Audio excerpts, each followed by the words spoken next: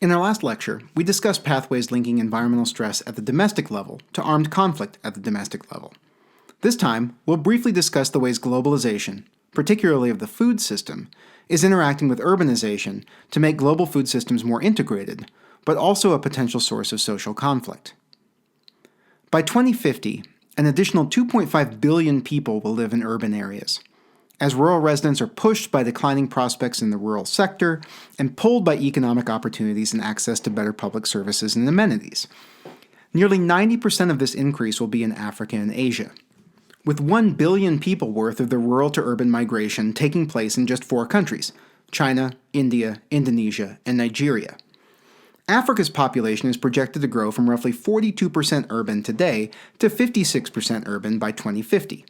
And the urban population will grow from 48% to 64% in Asia. These societies have been agrarian, that is, primarily agricultural in terms of residential patterns and livelihoods, for their entire histories. That is changing, even in rural areas, where a declining share of the population is involved directly in agriculture. Having left the farm for other rural or urban employment opportunities, these people will be newly dependent on markets, rather than direct farm production, for meeting their food needs and providing food security, or access to the necessary calories and nutrition to lead a healthy, active life. The food security picture at present is pretty dire. The Great Recession is looking like an inflection point in the global battle against hunger. After decades of slow but consistent progress in reducing global hunger, progress flatlined from 2011 to 2014, and has been trending upwards ever since. The numbers here, from the just-released State of Food Insecurity in the World 2020 report, refer to chronic undernourishment, or persistent food consumption insufficient to provide energy levels required to maintain an active and healthy life. At this rate, we will come nowhere close to achieving the Sustainable Development Goal of 2.1 of zero hunger by 2030. Now, these numbers, as grim as they are, do not capture the 130+ million people who experienced acute, near-famine-like conditions of food insecurity in the past year, many of whom are still in crisis. Moreover, they don't accurately capture the increasing food insecurity in developed and middle-income countries, where chronic food insecurity has largely been eradicated.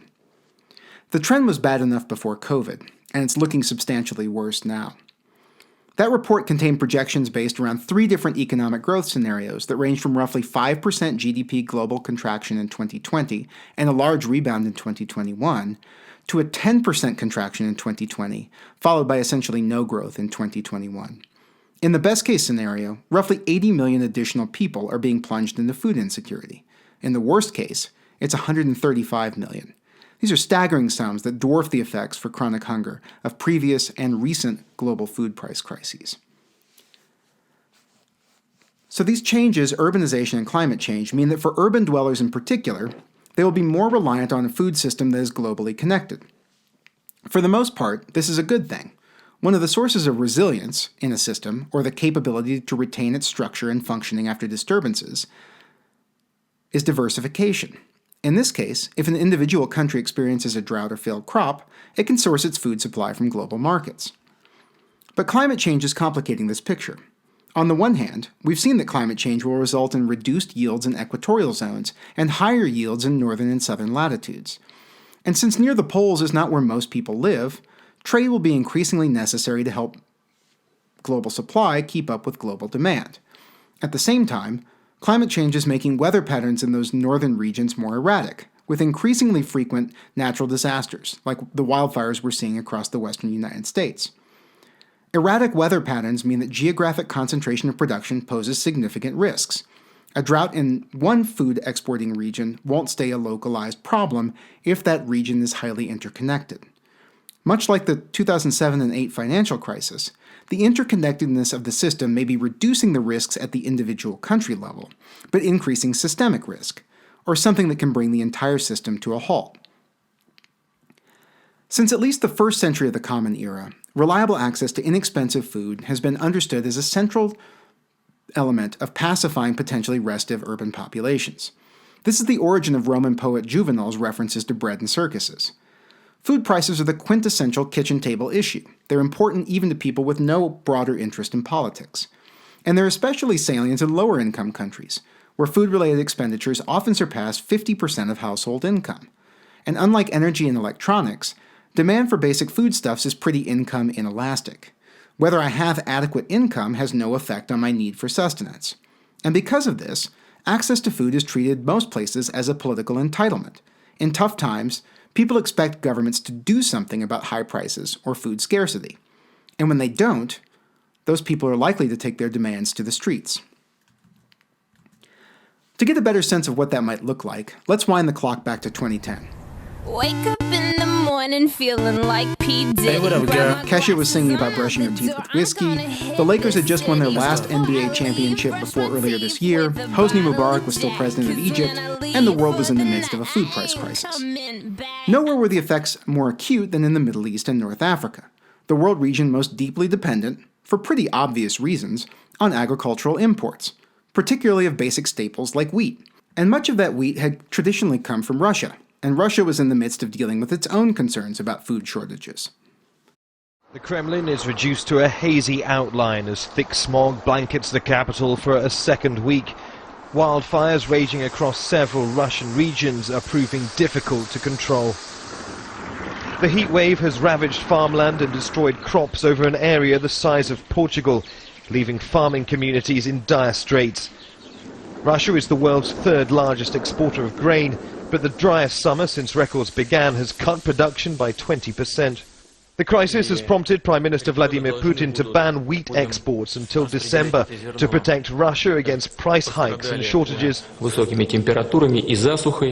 Due to abnormally high temperatures and drought, I believe it is reasonable to introduce a temporary ban on grain and wheat product exports from the territory of the Russian Federation. We need to prevent a rise in domestic food prices. We need to preserve the number of cattle and build up reserves for the next year. As the saying goes, reserves don't make your pocket heavy.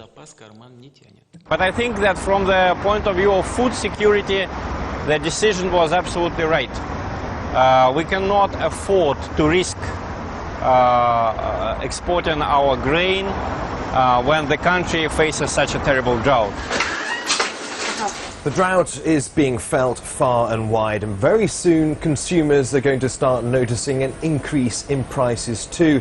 If the temperatures continue, these prices are going to go very much the same way as the soaring temperatures, affecting the cost of not only things like bread and pasta, but also other basic foodstuffs like milk and meat.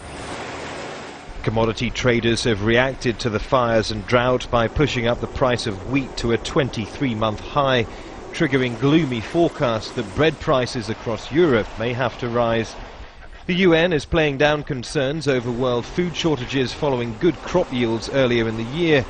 But for Russia, new economic woes add to already severe conditions. The heatwave, drought and wildfires are estimated to have cost the Russian economy $15 billion, a figure that's steadily rising.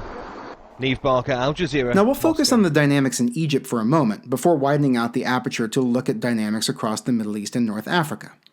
What effects did this export ban have there? It's a daily routine for Egypt's bakeries. With a population of more than 80 million, the demand for daily bread is high. It has made Egypt the world's largest importer of wheat. Each year, Egypt imports nearly 8 to 9 million tons of wheat. Nearly 60% of that comes from Russia alone. In the wake of a ban by the Russian government on wheat exports, Egypt will have to import an additional 60,000 tons a month to make up for the shortfall. It could lead to a diplomatic fallout. The Egyptian Minister of Trade summoned a Russian envoy in Cairo to express concern over the non-delivery of 500,000 tons of Russian wheat ordered before the ban on exports was announced. But in a bid to avert a wider crisis, the Russian government announced it was considering forming a joint committee with Egypt to explore possible short-term solutions. The Egyptian government, however, says there won't be a short-term crisis. A statement released by the Minister of Trade said, quote, "The Egyptian government has a strategic supply of wheat that can last up to 4 months." It also added that Egypt has already bought nearly 240,000 tons of wheat from France to make up for the immediate shortfall. While the government insists that the cost of the Russian wheat crisis won't be passed on to Egyptian consumers, people on the streets of Egypt aren't convinced. Of course it's a problem for us. We import our wheat from Russia, so if there's a drought, then we will be affected. Prices will rise. There won't be any exports. Russia's crops have been burned. They're ruined. Rather than boost its own domestic wheat production, the Egyptian government continues to subsidize foreign imports for domestic consumption, making it much more vulnerable to global prices and supply fluctuations. It is an underlying problem, and in the past, the slightest increase in food prices or a reduction in government subsidies has triggered street protests. The subsidy is the main factor which is affecting the amount of wheat that Egypt is importing, which is continuing the system will always make Egypt dependent on wheat. But for now, the cost of importing wheat may be less expensive than trying to change Egypt's welfare state. Okay, so the trade minister said those wheat reserves would last, maybe 4 months? Let's see, that was August, so 4 months puts us at the end of December. I wonder what happens next. Central Cairo, a battlefield. Shortly after 1 o'clock in the morning, police moved in. Just listen.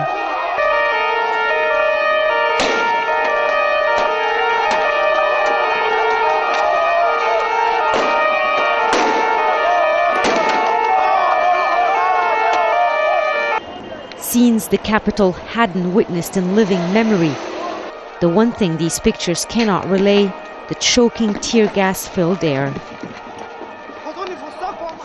This was the scene just a few hours earlier, a defiant crowd taking their day of anger into the night. More than 9 hours after protests began earlier this morning, the momentum is clearly still there.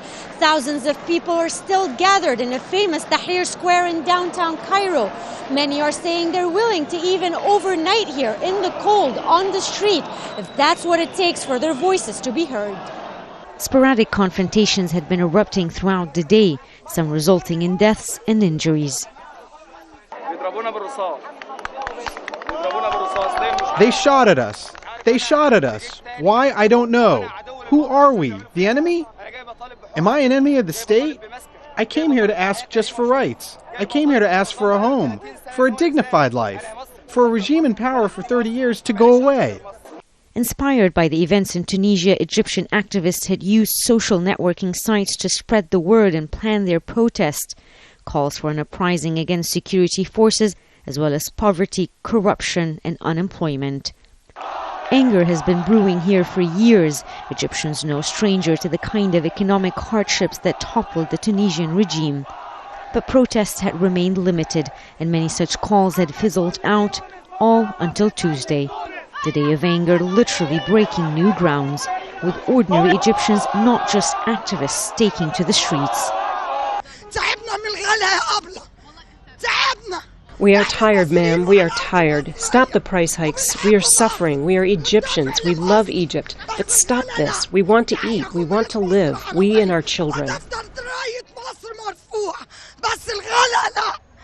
But as a traditionally apathetic populace made history on Tuesday, a police force that initially showed some leniency. Now, I mentioned earlier that the Middle East and North Africa is, as a region, pretty deeply import dependent, and thus was definitely affected by this shock to global markets.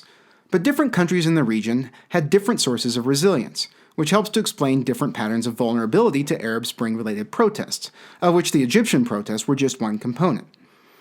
And several governments ultimately succumbed to these protests, with leader ouster in Tunisia and Egypt, and the ongoing tumult of the Syrian civil war. But some others did not. For example, as the Arab Spring protests surged around them, the Kuwaiti government held celebrations to mark 50 years of independence and 20 years since it was liberated from Iraqi control in the First Gulf War. This jubilee included roughly $4,000 cash payments to Kuwaitis and free basic foodstuffs for 13 months. Now, perhaps unsurprisingly, Kuwait did not experience the protest that ultimately fell Mubarak in Egypt and Ben Ali in Tunisia. Well, why? One source of resilience to climate change in general, as we've discussed, is a society's human and material resources. And Kuwait, as with Saudi Arabia, Qatar, and other Gulf states, had and has access to a particularly lucrative one, at least at the time and for the foreseeable future, and that's oil. In 2011, oil prices were also at near all-time highs. The differences in oil income across Egypt and Kuwait are pretty stark. In 2011, Egypt's oil industry produced about $582 per Egyptian. In Kuwait, that number was 67 times higher. The combination of low oil income and high food import dependence rendered Egypt particularly susceptible to instability as a result of external shocks. Alternately, the combination of high oil income and high food import dependence gave the Kuwaitis more space to breathe and release pressures that otherwise might have augured for democratization.